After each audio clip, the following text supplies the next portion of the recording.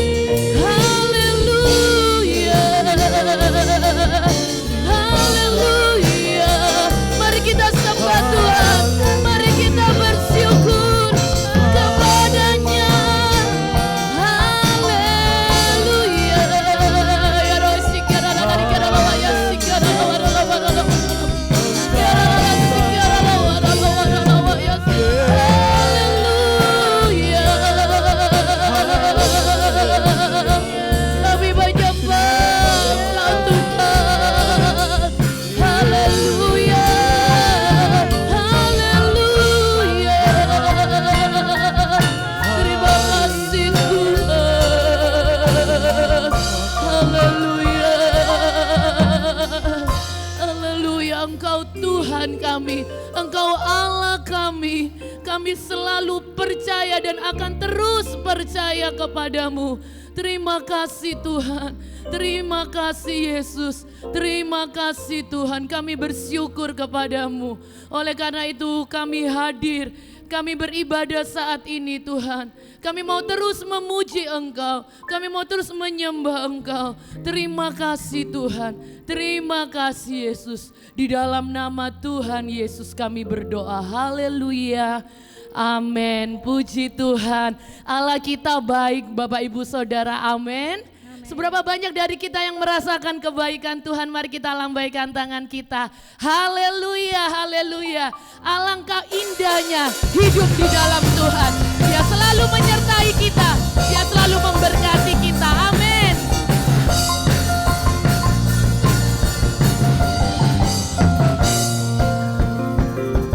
Alangkah indahnya hidup di dalam Tuhan. Dia mencurahkan berkat yang melimpah. Alangkah indahnya jalan bersama Tuhan. Dia memberikan kuasa untuk menang. Yesusku dahsyat, Yesusku dahsyat. Ku tak ragu kepadamu. Kau Tuhan yang setia di pihakku. Yesusku dahsyat, tak terbanding kuasamu. Kau yang terhebat, terbesar bagiku. Amin, haleluya. Sungguh indah hidup di dalam Tuhan. Alangkah indahnya hidup di dalam Tuhan. Dia mencurahkan berkat yang berlimpah. Alangkah indahnya jalan bersama Tuhan. Dia memberikan kuasa untuk sebab Dia Yesus yang dahsyat. Yesusku dahsyat. Ku tak ragu kepadamu. Kau Tuhan yang setia di pihakku. Yesusku dahsyat, tak terbanding kuasamu. Kau yang terhebat, terbesar bagiku. Sama-sama kita katakan, Yesusku dahsyat. Ku tak ragu kepadamu. Kau Tuhan yang setia di pihakku. Amin. Yesusku dahsyat, tak terbanding kuasamu. Kau yang terhebat, terbesar bagiku. Haleluya. Yesusku dahsyat, ku tak ragu kepadamu. Kau Tuhan yang setia di pihakku. Yesusku dahsyat, tak terbanding kuasamu. Kau yang terhebat, terbesar bagiku. Kau yang terhebat, Kau yang terbesar.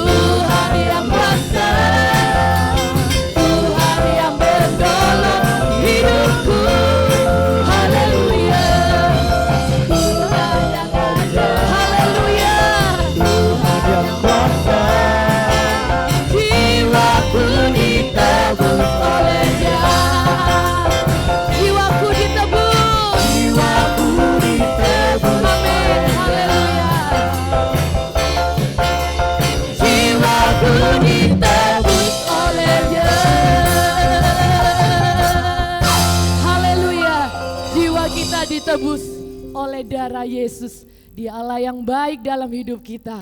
Mari kita terus menyembah Dia. Terima kasih Tuhan. Haleluya. Terima kasih Tuhan.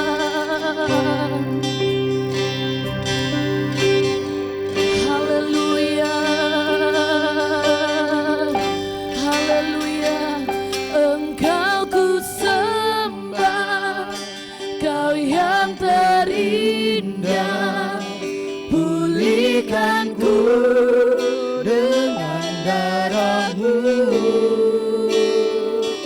Engkau ku sembah, Bapa mulia, seumur hidupku tumbang menyembah.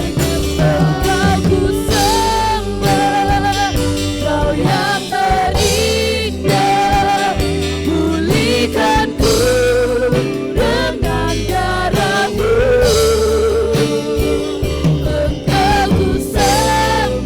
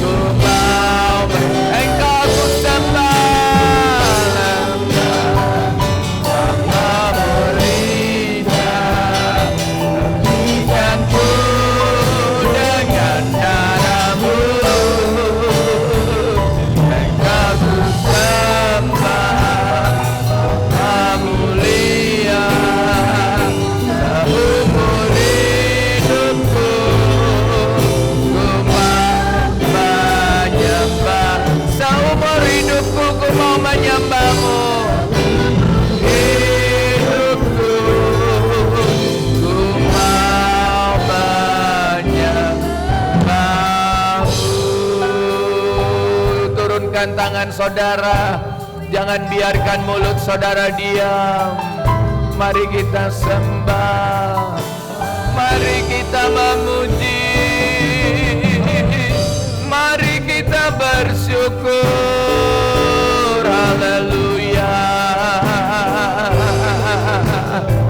haleluya,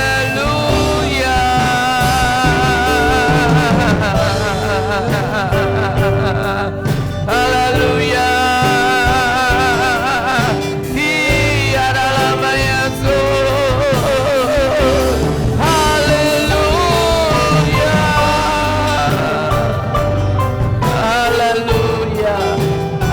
Besar, Allahku hebat, Allahku ajaib, layak dipuji, layak disembah.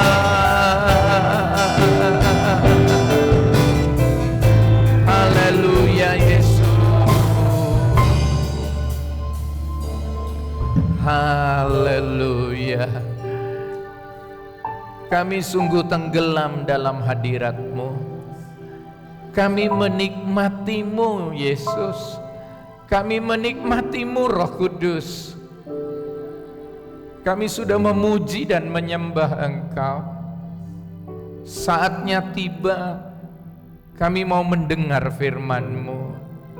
Layakkan, kuduskan, dan urapi kami semua, sehingga tanpa terkecuali kami semua diberkati lewat firman-Mu. Kami siap menyambut firman-Mu dalam nama Yesus. Haleluya. Semua yang percaya berkata amin. Puji Tuhan. Sebab Tuhan dan oleh Tuhan kita semua masih diizinkan oleh Tuhan beribadah, meskipun kita beribadah secara online. Tuhan tidak bisa dibatasi oleh ruangan. Tuhan bisa ada di mana-mana. Tuhan tidak hanya ada di satu gedung gereja. Tuhan juga ada di rumah saudara masing-masing. Puji Tuhan, malam hari ini saya akan berkhotbah dengan judul Jangan Ada Batu Sandungan. Saya akan bacakan Mazmur 119, Mazmur 119 ayat 165. 119 ayat 165.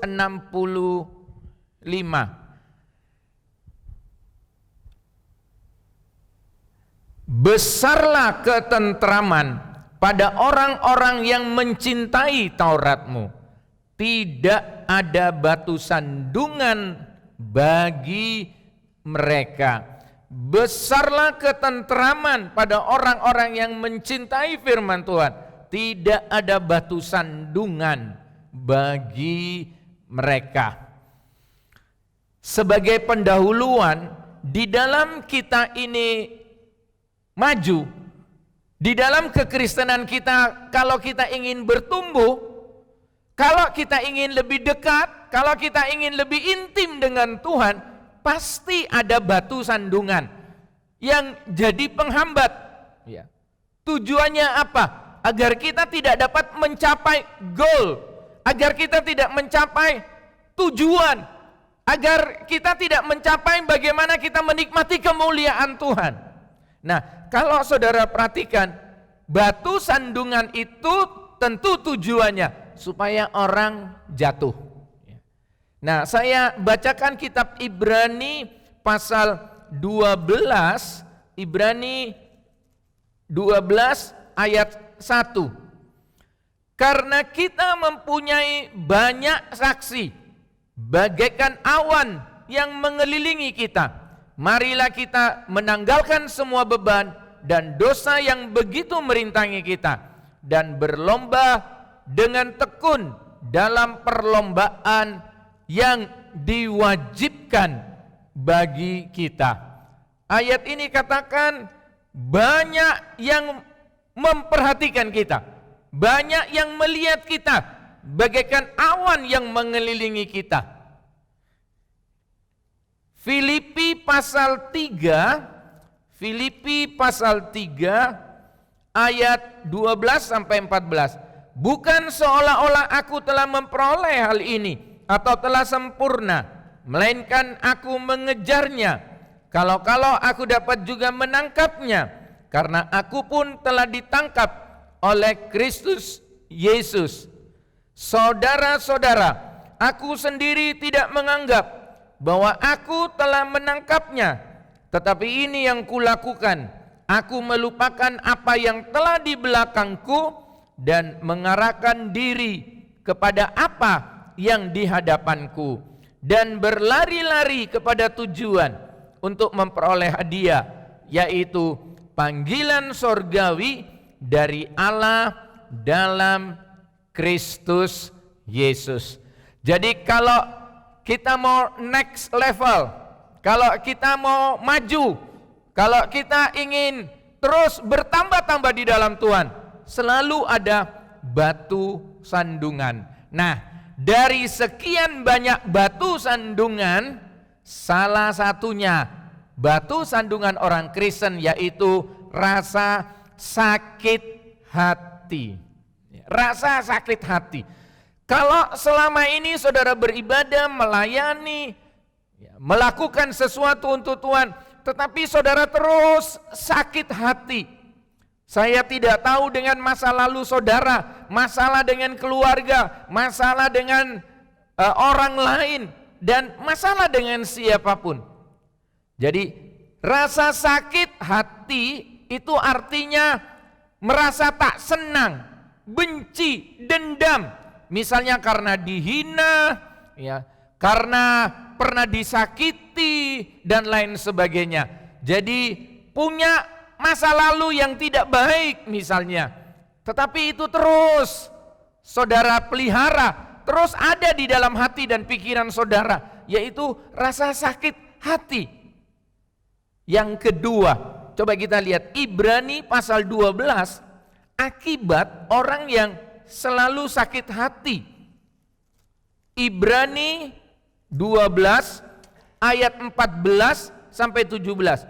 Berusahalah hidup damai dengan semua orang dan kejarlah kekudusan, sebab tanpa kekudusan tidak seorang pun akan melihat Tuhan. Jagalah supaya jangan ada seorang pun menjauhkan diri dari kasih karunia Allah, agar jangan tumbuh akar yang pahit yang menimbulkan kerusuhan dan yang mencemarkan banyak orang. Janganlah ada orang yang menjadi cabul atau yang mempunyai nafsu yang rendah seperti Esau, yang menjual hak kesulungannya untuk sepiring makanan.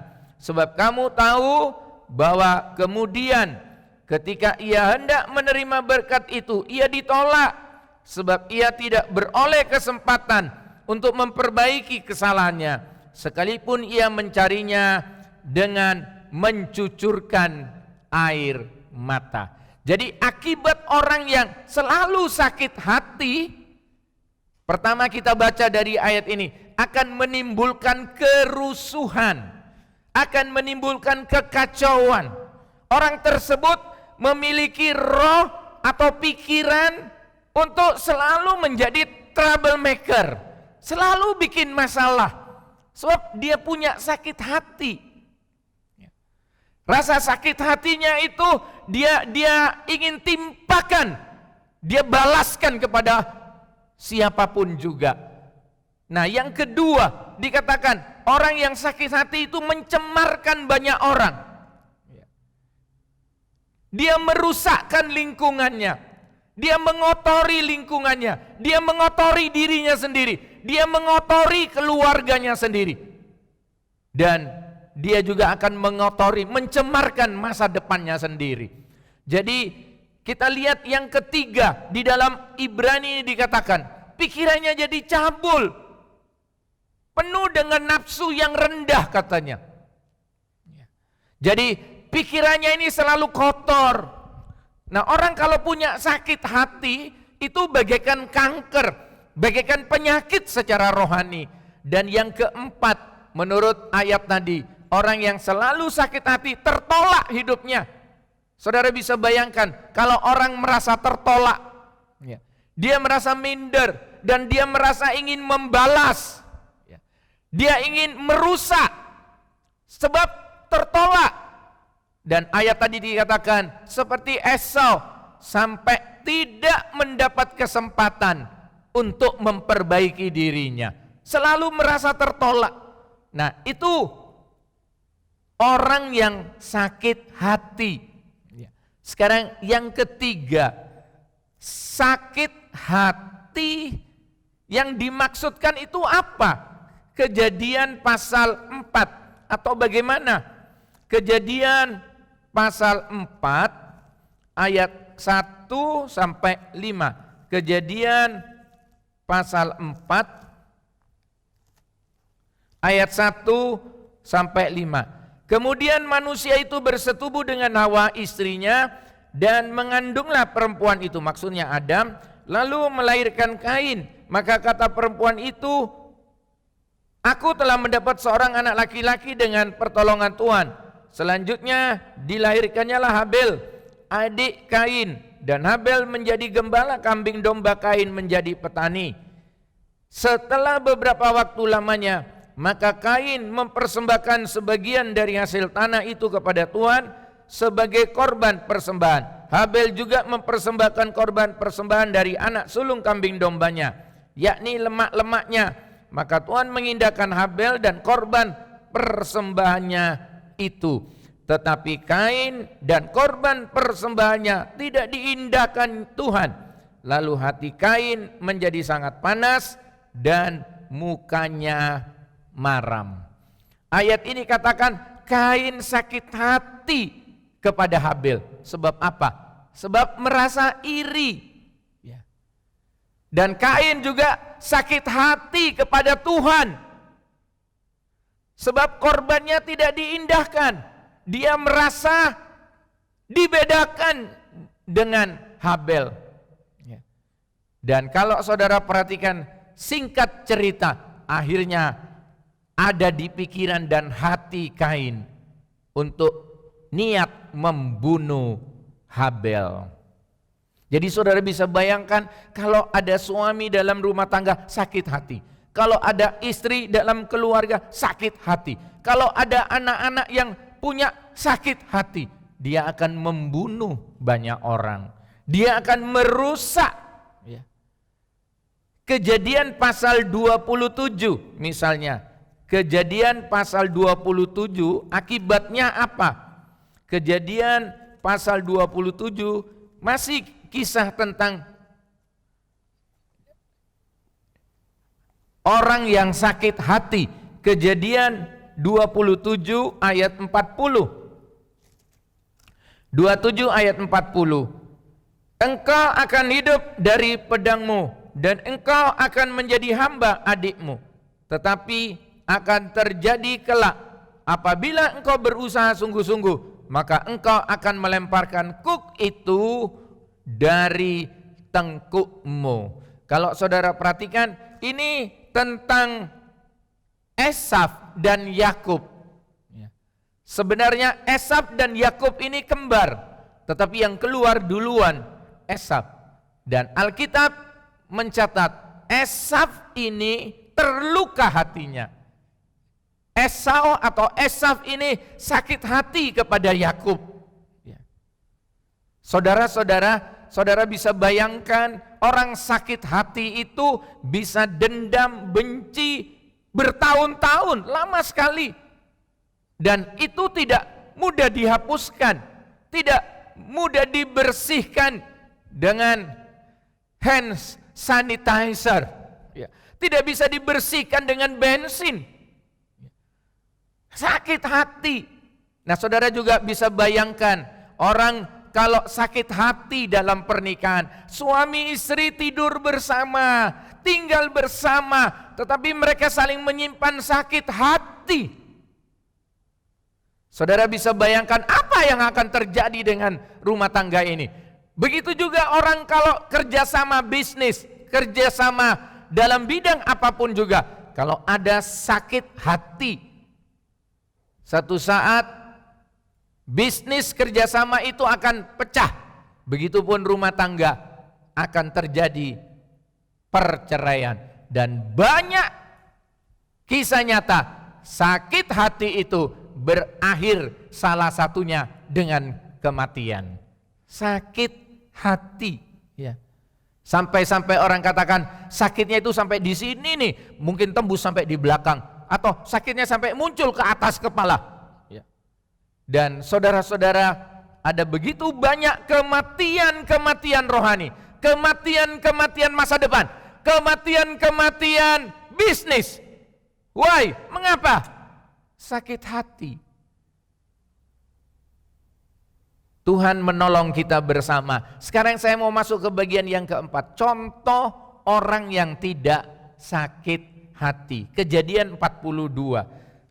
Saudara mungkin sakit hati dengan orang tua. Sebab saudara dari kecil merasa tertolak. Sebab saudara dari sebelumnya sudah ingin digugurkan, ditolak dalam keluarga. Kehilangan cinta kasih, tertolak. Dan membuat saudara sakit hati. Ya. Kejadian 42 ayat 6 dan 7. Sementara itu Yusuf telah menjadi mangku bumi di negeri itu. Dialah yang menjual gandum kepada seluruh rakyat negeri itu. Jadi ketika saudara-saudara Yusuf datang, kepadanya lah mereka menghadap dan sujud dengan mukanya sampai ke tanah. Ketika Yusuf melihat saudara-saudaranya, segeralah mereka dikenalnya, tetapi ia berlaku seolah-olah ia seorang asing kepada mereka. Ia menegur mereka dengan membentak, katanya, "Dari mana kamu?" Jawab mereka, "Dari tanah Kanaan untuk membeli bahan makanan." Nah, ayat 24, saya langsung pindah ke ayat 24. Maka Yusuf mengundurkan diri dari mereka, lalu menangis. Kemudian ia kembali kepada mereka dan berkata-kata dengan mereka. Ia mengambil Simeon dari antara mereka, lalu disuruh belenggu di depan mata mereka. Kita tahu semua kisah nyata tentang Yusuf. Yusuf ditolak, dibuang, dijual oleh abang-abangnya, oleh kakak-kakaknya. Tetapi Tuhan punya rencana dahsyat atas Yusuf ini.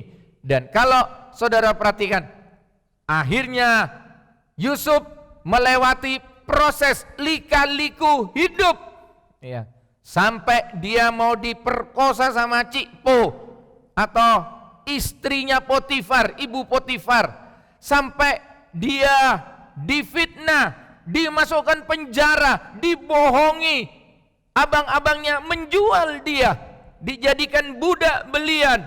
Saudara-saudara, tragis nasib Yusuf ini. Tapi saudara tahu, ketika Yusuf berjaya, ketika Yusuf diangkat oleh Tuhan, dipromosikan oleh Tuhan, di tempat, di posisi yang luar biasa. Ketika abang-abangnya datang cari makan, minta makan, sebab saat itu terjadi kelaparan. Saudara lihat, Yusuf tetap tidak sakit hati. Apalagi coba saudara lihat ayat 9. Ayat 9 dikatakan begini. Lalu teringatlah Yusuf akan mimpi-mimpinya tentang mereka. Berkatalah ia kepada mereka, "Kamu ini pengintai. Kamu datang untuk melihat di mana negeri ini tidak dijaga." Jadi Yusuf ingat tentang mimpinya, bagaimana seluruh keluarganya menyembah dia, ya, sujud kepada dia. Dia ingat itu, ya. Kalau saudara perhatikan, artinya Yusuf ini sadar betul akan rencana Tuhan di dalam dirinya. Saudara-saudara, yakinlah bahwa Tuhan itu punya rencana masa depan yang lebih baik untuk kita. Kalau toh hari-hari ini kita sepertinya dimarginalkan, disepelekan, dianggap enteng, dihina, ada rencana Tuhan yang luar biasa sebenarnya dalam hidup kita. Untuk itu jangan suka sakit hati. Jangan menyimpan kepahitan di dalam hati. Sebab kalau saudara sakit hati dan menyimpan kepahitan di dalam hati, rencana Tuhan akan bubar. Rencana Tuhan yang dahsyat dan hebat itu akan hancur. Tapi lihat Yusuf, dia tahu betul, dia sadar betul bahwa ada rencana Tuhan di dalam dirinya. Makanya dia kaitkan, dia ingat-ingat mimpinya itu. Dia tahu ini Tuhan sedang proses aku. Dan kalau saudara perhatikan, contoh yang kedua, contoh yang paling sempurna adalah Yesus. Yesus di Bukit Golgota, dia tidak sakit hati terhadap penjahat yang di sampingnya. Tadinya dua-duanya sama-sama mengolok Yesus. Tapi yang satu, detik-detik terakhir dia bertobat. Tapi Yesus tidak katakan, tadi kamu kan ngolok. Tapi Yesus katakan, hari ini engkau bersama-sama dengan aku di Firdaus. Yesus tidak sakit hati. Apalagi dengan orang-orang, salibkan.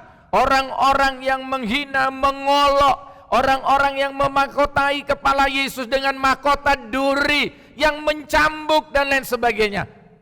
Jangan-jangan di antara mereka itu keluarganya pernah yang sakit disembuhkan. Pernah ikut makan roti mujizat dari Yesus. Pernah banyak menikmati kebaikan-kebaikan Yesus. Tapi Yesus tidak sakit hati. Bahkan ketika Yesus ada di kayu salib, dia masih bisa berdoa, Bapa ampuni mereka. Bapa ampuni mereka. Sebab mereka tidak mengerti apa yang mereka lakukan. Orang yang tidak punya sakit hati, dia mendoakan berkat untuk orang lain, untuk musuhnya. Orang yang tidak punya sakit hati, dia mendoakan pengampunan bagi musuh-musuhnya. Dia tidak pernah berpikir ya jahat dibalas dengan jahat. Oke, nomor 5. Coba kita mau melihat orang yang sakit hati dan mengalami pemulihan. Contoh yang ada di dalam Alkitab, misalnya Ayub. Kitab Ayub pasal 23. Ayub 23 ayat 1 sampai 16. Ayat ini saya baca seluruhnya. Tetapi Ayub menjawab, 23 ayat 1 sampai 16. Sekarang ini keluh kesahku menjadi pemberontakan. Tangannya menekan aku sehingga aku mengadu. Semoga aku tahu mendapatkan dia dan boleh datang ke tempat ia bersemayam. Maka akan kupaparkan perkaraku di hadapannya dan ku penuhi mulutku dengan kata-kata pembelaan. Maka aku akan mengetahui jawaban-jawaban yang diberikannya kepadaku. Dan aku akan mengerti apa yang difirmankannya kepadaku. Sudikah ia mengadakan perkara dengan aku dalam kemahakuasanya? Tidak, ia akan menaruh perhatian kepadaku. Orang jujurlah yang akan membela diri terhadap diri di hadapannya, dan aku akan bebas dari hakim untuk selama-lamanya. Saya tidak bacakan seluruh ayat ini sampai di ayat 16. Tapi kalau saudara baca dari ayat ini, Ayub merasa sakit hati kepada Allah. Ayub merasa sakit hati kepada Allah. Sebab apa? Sebab ujian yang dia hadapinya. Dia mengalami banyak ujian. Dia protes kepada Allah. Sakit hati. Coba saya buka Yeremia 12. Kitab Yeremia 12 ayat 1 sampai 4. 12 ayat 1 sampai 4. Engkau memang benar ya Tuhan, bila mana aku berbantah dengan Engkau. Tetapi aku mau berbicara dengan Engkau tentang keadilan. Mengapakah mujur hidup orang-orang fasik? Sentosa semua orang yang berlaku tidak setia. Engkau membuat mereka tumbuh dan mereka pun juga berakar. Mereka tumbuh subur dan menghasilkan buah juga. Memang selalu Engkau di mulut mereka, tetapi jauh dari hati mereka. Ya Tuhan, Engkau mengenal aku, Engkau melihat aku, dan Engkau menguji bagaimana hatiku terhadap engkau. Tariklah mereka keluar seperti domba-domba sembelian, dan khususkanlah mereka untuk hari penyembelian.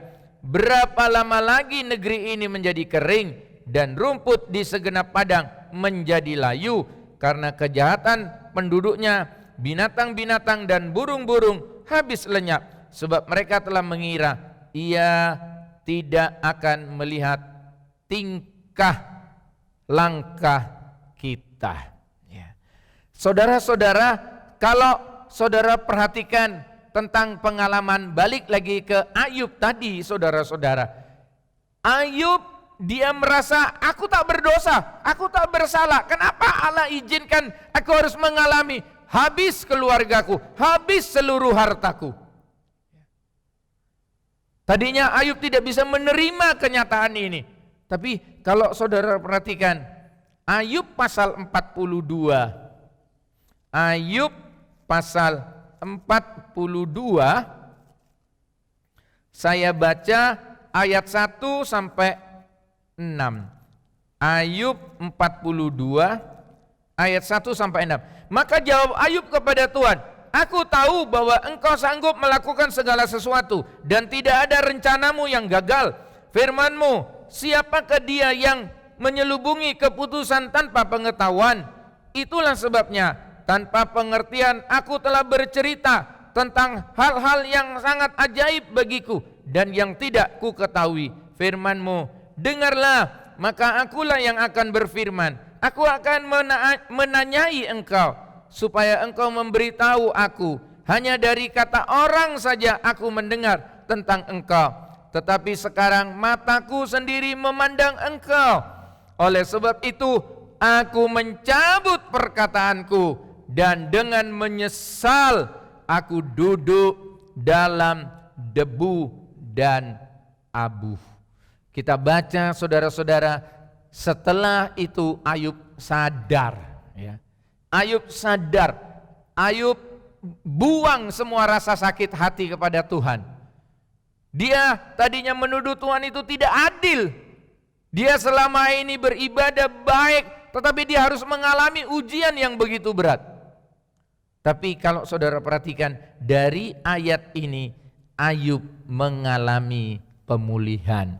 Dan kalau saudara baca ayat 10, Ayub pasal 42 ayat 10, lalu Tuhan memulihkan keadaan Ayub setelah ia meminta doa untuk sahabat-sahabatnya, dan Tuhan memberikan kepada Ayub 2 kali lipat dari segala kepunyaannya dahulu. Jadi kekayaannya 2 kali lipat dia dapatkan kembali. Dia juga punya anak 10 lagi yang ganteng-ganteng kayak saya ini, cantik-cantik. Dan kalau saudara perhatikan dari ayat ini di bagian terakhir pasal 42 ayat 16, sesudah itu Ayub masih hidup 140 tahun lamanya. Ia melihat anak-anaknya dan cucu-cucunya sampai keturunan yang keempat. Maka matilah Ayub tua dan lanjut umurnya. Ayub dipulihkan dan dia juga dapat bonus 140 tahun lagi usianya ditambahkan oleh Tuhan. Jadi orang kalau alami pemulihan dari Tuhan, dia selalu alami mujizat 2 kali ganda. Amin. Kalau Tuhan pulihkan kita, 2 kali ganda yang akan kita alami. Seperti Ayub mengalami pemulihan. Jangan ada sakit hati di antara kita. Jangan simpan sakit hati. Jangan ada akar pahit. Mungkin engkau disakiti oleh mertua, oleh orang tua, oleh kakak, oleh adik, oleh teman, atau oleh orang yang pernah engkau bantu dan tolong, tetapi orang itu balas jahat dengan kita. Jangan sakit hati. Oke, bagian yang terakhir, obat orang yang sakit hati. Ibrani pasal 12. Kitab Ibrani pasal 12. Ibrani 12 ayat 14 sampai 15. Berusahalah hidup damai dengan semua orang dan kejarlah kekudusan, sebab tanpa kekudusan tidak seorang pun akan melihat Tuhan. Jagalah supaya jangan ada seorang pun menjauhkan diri dari kasih karunia Allah, agar jangan tumbuh akar yang pahit yang menimbulkan kerusuhan dan yang mencemarkan banyak orang. Yang pertama, obat orang yang sakit hati, dia selalu berusaha hidup damai dengan semua orang, ya. Dan dikatakan berusaha hidup kudus. Jadi artinya orang hidup kudus itu bukan hanya perkataannya baik, bukan hanya suka menolong orang, tapi hati dan pikirannya itu juga tidak sakit hati, tidak membenci orang lain, tidak membalas jahat dengan jahat. Jadi saudara berupaya, saudara harus melatih, saudara harus berusaha untuk hidup damai, ya, berusaha sedapat mungkin orang itu meskipun menyakiti kita, mengganggu kita, merusak kita, kita terus berusaha untuk hidup damai. Yang kedua, kita harus selalu minta kemurahan Tuhan supaya hidup kita selalu dipenuhi oleh kasih karunia Tuhan, ya. Supaya Tuhan selalu memberikan anugerahnya kepada kita. Alkitab katakan kasih karunia Tuhan itu selalu baru tiap pagi. Makanya tiap pagi kita harus datang kepada Tuhan lewat doa dan baca firman.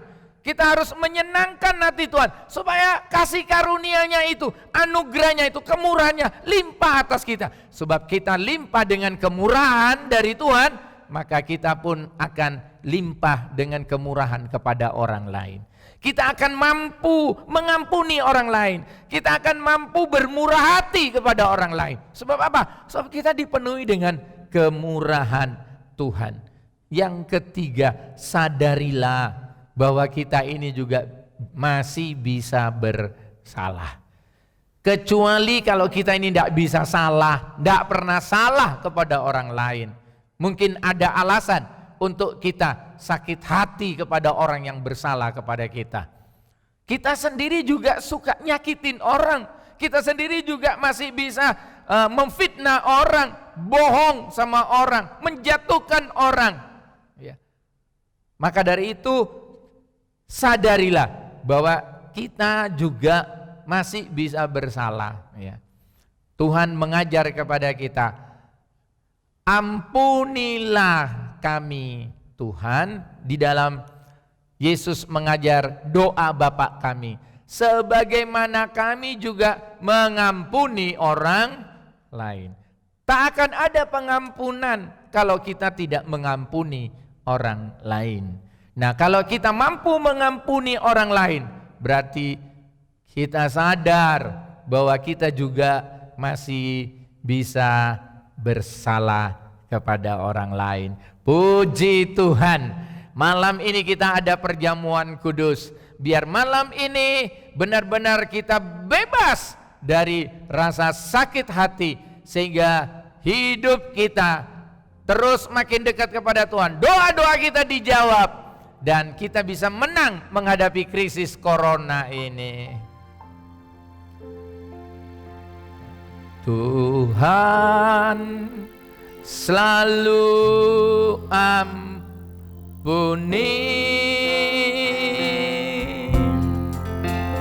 dan lupakan yang sudah.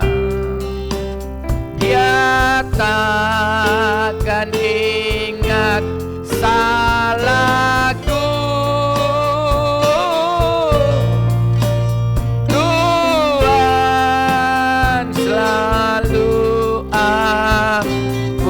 Mari kita semua berdiri. Tuhan selalu ampuni dan lupakan yang sudah. Dia takkan ingat salahku.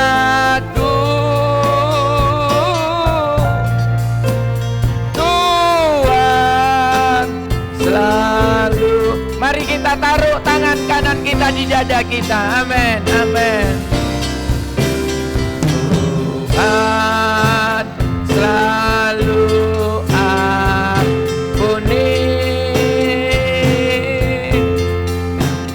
dan lupakan yang sudah. Dia takkan ingat salahku. Tuhan selalu ampuni. Sekali lagi katakan, Tuhan. Tuhan selalu ampuni dan lupakan yang sudah. Dia takkan ingat salahku. Tuhan selalu ampuni. Sekarang saudara di rumah masing-masing bagikan atau siapkan hosti, roti dan anggur, dan saudara siap kita bersekutu di dalam perjamuan Tuhan atau perjamuan kudus malam hari ini. Kita nyanyikan lagu salibnya, salibnya selamanya mulia. Salibnya, salibnya selamanya mulia.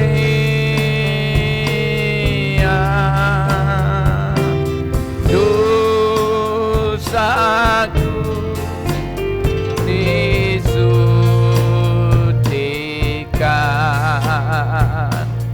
oleh darah Yesus. Salibnya, salibnya,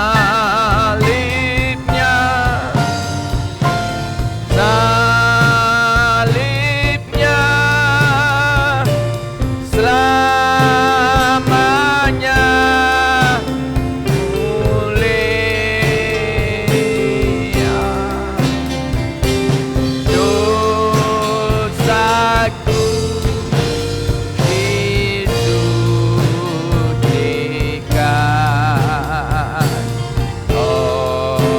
oleh darah Yesus. Salibnya, salibnya,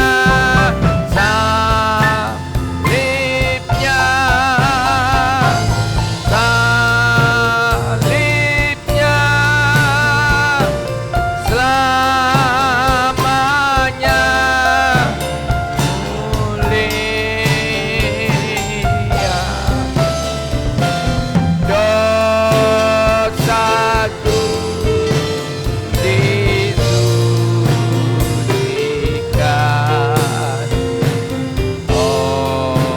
oleh darah Yesus. Katakan, dosaku disucikan, dosaku disutikan oleh darah Yesus.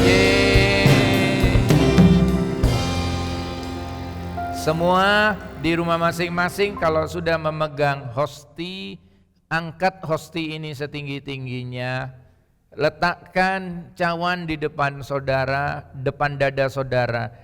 Jangan ada yang main-main, dan jangan dulu dimakan, dan jangan dulu diminum. Sebab apa yang telah kuteruskan kepadamu, telah aku terima dari Tuhan, yaitu bahwa Tuhan Yesus pada malam waktu ia diserahkan, mengambil roti dan sesudah itu ia mengucap syukur atasnya.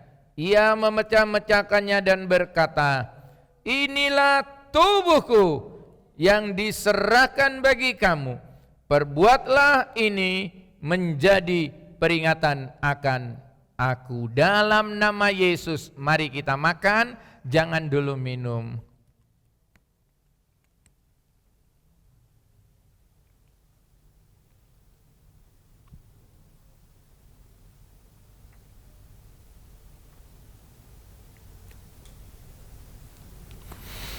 Tubuh yang sempurna, tubuh yang tak bercacat celah, sudah hancur di kayu salib. Dan tubuh yang berkuasa itu, bilur-bilur yang berkuasa menyembuhkan itu, sekarang menyatu dengan tubuh kami yang sempurna, ada di dalam tubuh kami yang tidak sempurna. Yang kuat sekarang ada di dalam tubuh kami yang kuat. Terima kasih Tuhan untuk persekutuan di dalam tubuhmu. Sekarang angkat cawan ini setinggi-tingginya. Letakkan tangan kiri di depan dada saudara. Jangan dulu minum. Demikian juga ia mengambil cawan sesudah makan, lalu berkata, cawan ini adalah perjanjian baru yang dimeteraikan oleh darahku. Perbuatlah ini menjadi peringatan akan aku. Dalam nama Yesus, mari kita minum dengan percaya.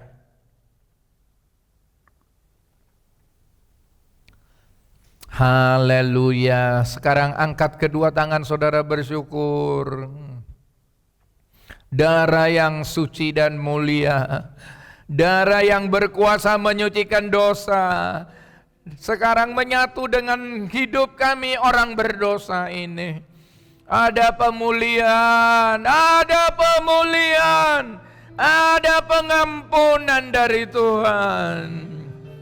Kami tidak mau sakit hati lagi, kami buang jauh-jauh sakit hati.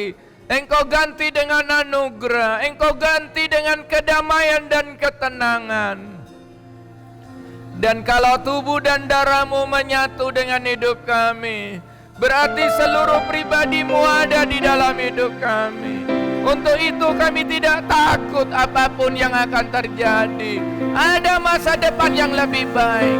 Dalam nama Yesus, kami kalahkan virus corona ini.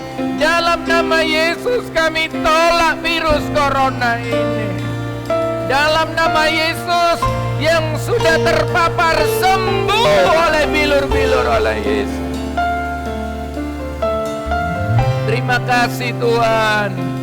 Terima kasih untuk malam hari ini. Ada kemenangan bagi kami. Ada kebebasan bagi kami malam hari ini. Yang sakit dalam nama Yesus, bilur-bilur Yesus menyembuhkan kami. Ada pemulihan dalam ekonomi, dalam pekerjaan. Meskipun sedang krisis terjadi, Tuhan memberikan perbedaan dengan orang-orang yang setia kepada Tuhan. Orang-orang yang tidak mau sakit hati. Haleluya. Haleluya Yesus. Haleluya Yesus. Terima kasih Tuhan. Terima kasih. Turunkan tangan saudara. Terima kasih Tuhan. Seminggu ke depan, apa saja yang dikerjakan oleh tangan-tangan anakmu ini, dibuat Tuhan berhasil. Sementara mereka di rumah saja, Engkau tetap jagai, lindungi. Engkau tetap tolong keharmonisan rumah tangga dan keluarga anak-anak Tuhan. Supaya mereka dengan virus corona ini jangan sampai kehilangan semangat. Jangan sampai mereka kehilangan visi ke depan. Terima kasih Tuhan. Virus corona ini akan segera berlalu, akan segera berakhir. Terima kasih Tuhan. Terima kasih. Terima kasih. Dan kami akan melakukan aktivitas seperti biasa lagi. Terima kasih Tuhan.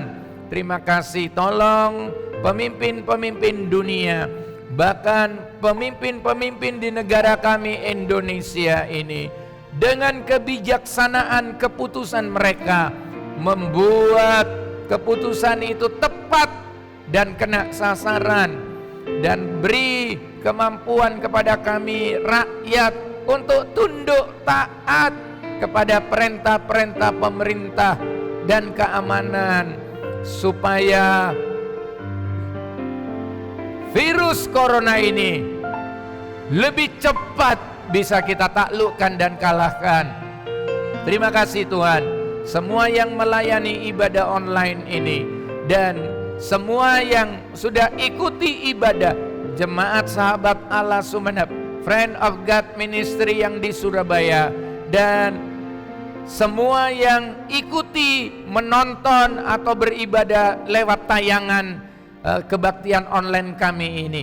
Tuhan memberkati semuanya. Terima kasih Tuhan. Terima kasih sekali lagi. Sekarang tadakan kedua tangan minta berkat. Engkau Allah Jehovah Jireh, Engkau Allah El Shaddai, Engkau Allah El Gibor. Untuk itu kiranya anugerah dan sejahtera Allah Bapa, cinta damai di dalam Yesus Kristus, persekutuan, kekuatan, sukacita, semangat dari Roh Kudus turun atas kami semua hari ini, besok, bahkan sampai Maranatha Yesus datang kedua kalinya, di dalam nama Tuhan Yesus Kristus. Semua yang percaya berkata amin. Selamat malam, selamat hari Minggu, Tuhan memberkati. Kita jumpa lagi dalam acara doa malam hari Rabu dan ibadah raya hari Minggu yang akan datang. Tuhan memberkati.